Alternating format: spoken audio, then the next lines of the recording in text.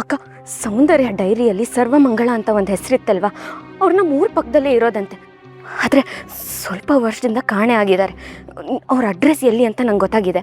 ನಾನು ಈಗಲೇ ನಮ್ಮ ಊರಿಗೆ ಹೋಗ್ತಿದ್ದೀನಿ. ಆ ಹೆಸರು ಯಾರ್ದು, ಸರ್ವಮಂಗಳ ಅಂದರೆ ಯಾರು ಅಂತ ಹೆಂಗಾದರೂ ಮಾಡಿ ತಿಳ್ಕೊಳ್ಳೋ ಪ್ರಯತ್ನ ಪಡ್ತೀನಿ. ಅಕ್ಕ, ನಾನು ಊರಿಗೆ ಹೋಗ್ತಿದ್ದೀನಿ ಅಂತ ಮನೇಲಿ ಯಾರಿಗೂ ಹೇಳ್ಬಿಡಿ. ನಾನು ಅಲ್ಲಿ ಹೋದ್ಮೇಲೆ ವಿಷಯ ಏನು ಅಂತ ತಿಳಿಸ್ತೀನಿ. ಹಾಂ ಸರ್, ದೀಪಾ ದಿಶಾ ಅವರಿಬ್ಬರು ಫೋನು ಒಂದೇ ಕಡೆ ಲೊಕೇಶನ್ ಇದೆ ಸರ್. ಏನು ಹೇಳ್ತಾ ಇದ್ದೀರಾ? ಹೌದು ಸರ್, ಬೇಕಾದ್ರೆ ದಿಶಾ ಅವ್ರ ಇರೋ ಕಡೆನೇ ನೀವು ಹೋಗ್ಬಿಟ್ಟು ಚೆಕ್ ಮಾಡ್ಬೋದು. ಈಗ ನಿಮ್ಮ ಮನೆ ಗಾರ್ಡನ್ ಲೊಕೇಶನ್ ತೋರಿಸ್ತಾ ಇದೆ ನೋಡಿ. ಸರಿ, ನೋಡ್ತೀನಿ.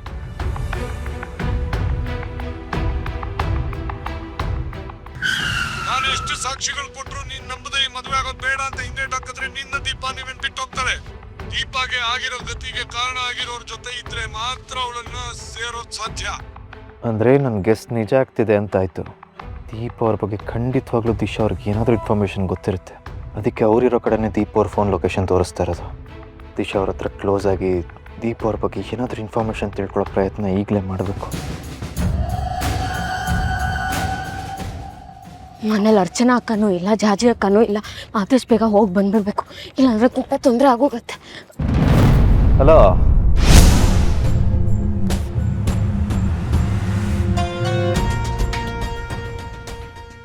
ಏನು ಹೇಳ್ದೆ ಕದ್ದು ಮುಚ್ಚಿ ಎಲ್ಲ ಹೊರಟಿದ್ದೀರಾ?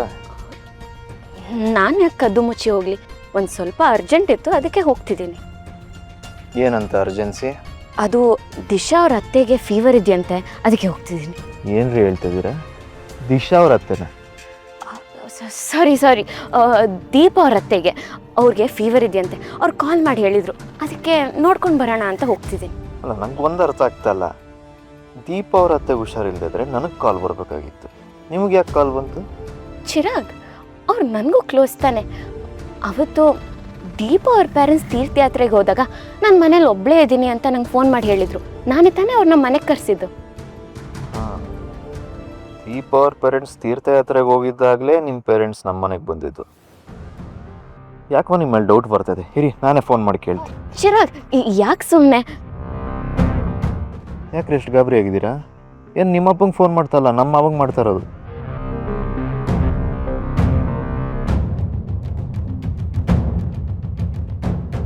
ಹಲೋ ಮಾವ, ಹೇಗಿದ್ದೀರಾ? ಅಯ್ಯೋ ದೇವ್ರೆ, ಏನು ಮಾಡೋದೀಗ? ಪೊಲೀಸಪ್ಪ ಅಂಬುಜಾ ಅತ್ತೆಗೆ ಏನೂ ಆಗಿಲ್ಲ ಅಂತ ಹೇಳ್ಬಿಟ್ರೆ ನನ್ನ ಕತೆ ಅಂತೂ ಮುಗ್ದೋಯ್ತು. ದೇವ್ರೆ, ನೀನೇ ಕಾಪಾಡಬೇಕು. ನೀವು ನೋಡಿದ್ರೆ ಅಂಬುಜಾ ಆಂಟಿಗೆ ಹುಷಾರಿಲ್ಲ ಅಂತ ಹೇಳ್ತಾ ಇದ್ದೀರಾ, ಮಾವ ನೋಡಿದ್ರೆ ಅವ್ರಿಗೆ ಗೊತ್ತಿಲ್ಲ ಅಂತ ಹೇಳ್ತಿದಾರಲ್ಲ. ಅದಕ್ಕೆ ತಾನೇ ಚಿರಾಗ್ ನಾನು ಅಲ್ಲಿಗೆ ಹೋಗ್ತಿರೋದು. ನೋಡಿ, ಯಾವತ್ತಿದ್ರೂ ನಾನೇ ಅವ್ರ ಮನೆ ಅಳಿಯ. ಅಂಬುಜಾ ಆಂಟಿಗೆ ಹುಷಾರಿಲ್ಲ ಅಂದರೆ ನಾನೇ ಹೋಗಿ ನೋಡ್ಕೊಂಡು ಮಾತಾಡ್ಸ್ಕೊಂಡು ವಿಚಾರಿಸ್ಕೊಂಡು ಬರ್ತೀನಿ. ನಾನು ಅಲ್ಲಿಗೆ ಹೋಗಿ ತುಂಬ ದಿನ ಆಯಿತು, ನೀವೇನು ಬರೋದು ಬೇಡ. ಎಕ್ಸ್ಕ್ಯೂಸ್ ಮೀ, ಇದ್ಯಾವ ನ್ಯಾಯ? ಅಲ್ಲಿ ನಡೀತಿರೋ ವಿಷಯ ನಿಮಗೆ ಹೇಳಿದ್ ನಾನು, ಆದರೆ ಆ ಊರಿಗೆ ಹೋಗ್ತಿರೋ ತಾವ? ಹಾಂ, ನ್ಯಾಯವಾಗೇ ಇದೆಯಲ್ಲ. ಇಲ್ಲ, ನಾನು ನಿಮ್ಮ ಜೊತೆ ಬಂದ್ರೇನೆ ನ್ಯಾಯ.